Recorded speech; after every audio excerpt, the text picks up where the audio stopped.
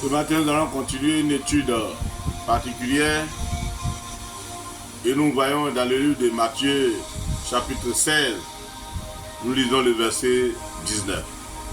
Je te donnerai les clés du royaume des cieux. Ce que tu lieras sur la terre sera lié dans les cieux. Et ce que tu délieras sur la terre sera délié dans les cieux. Jésus était arrivé à Césarée et il a posé une question à ses disciples. Qu'est-ce que les gens disent de moi?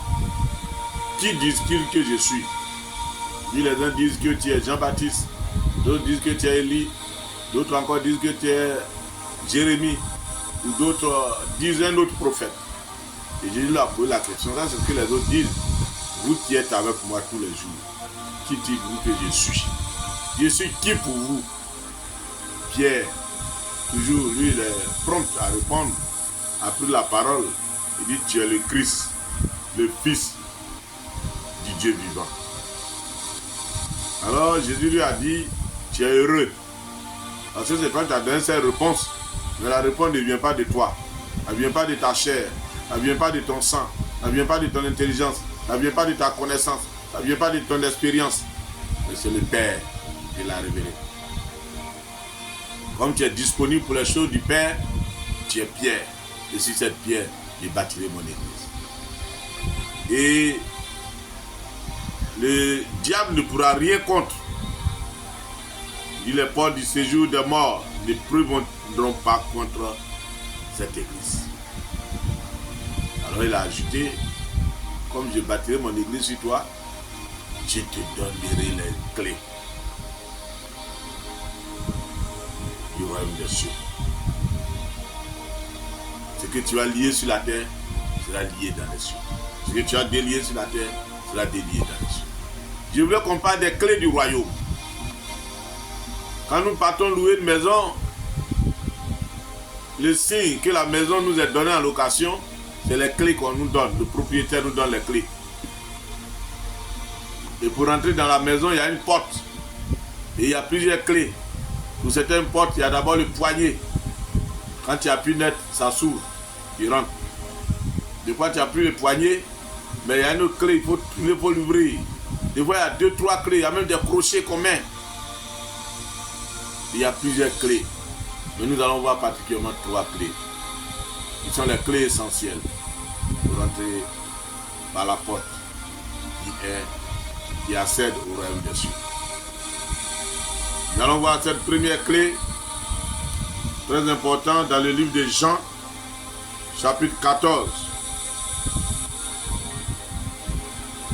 Jean 14, 13 nous dit, et tout ce que vous demanderez en mon nom, je le ferai, afin que le Père soit glorifié dans le Fils. Si vous demandez quelque chose en mon nom, je le ferai. C'est Jésus qui dit cela. Si nous demandons quelque chose au nom de Jésus, si nous prenons le nom de Jésus pour réclamer quelque chose, pour demander quelque chose, notre Dieu le fera. Jésus dit, je vous le donnerai. Lui-même, Jésus donnera. Quand on prend son nom, il donne. Quand tu prends ton nom, ta chose se réalise. Il y a dans Jean 15, verset 16, ce n'est pas vous qui m'avez choisi, mais moi, je vous ai choisi et je vous ai établi afin que vous alliez et que vous portiez du fruit et que vos fruits demeurent, afin que ce que vous demanderez au Père en mon nom, il vous le donne. Si nous demandons quelque chose au nom de Jésus, le Père va nous donner.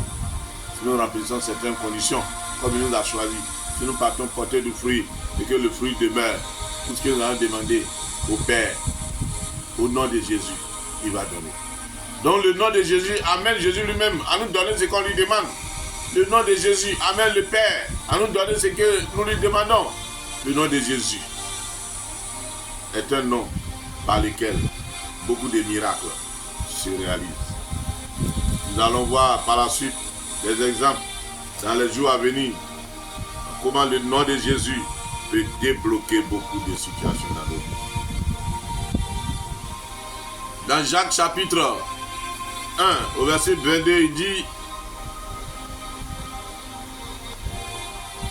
mettez en pratique la parole et ne vous bornez pas à l'écouter en vous trompant vous-même par de faux raisonnements. Le verset 25 nous dit quelque chose de très important. Mais celui qui aura plongé les regards dans la loi parfaite, la loi de la liberté, et qui aura persévéré, n'étant pas un auditeur oublié, mais se mettant à l'œuvre, celui-là sera heureux dans son activité. La deuxième clé, la parole de Dieu. Dis de mettre la parole de Dieu en pratique. Et s'ils ne sont pas les auditeurs oubliés, que nous mettons en œuvre la parole de Dieu, tout ce que nous allons entreprendre, nous serons heureux dans nos activités. Nos activités vont réussir, donc nous serons heureux. La deuxième clé, la parole de Dieu. C'est une clé importante. Une clé que nous ne devons pas négliger. Une clé que nous devons avoir sur nous, partout où nous partons. Nous allons aussi voir dans Jean 14, verset 17. L'esprit de vérité que le monde ne peut recevoir parce qu'il ne le voit point et ne le connaît point. Mais vous, vous le connaissez car il demeure avec vous et il sera en vous. Le verset 26 nous dit: mais le consolateur, l'Esprit Saint,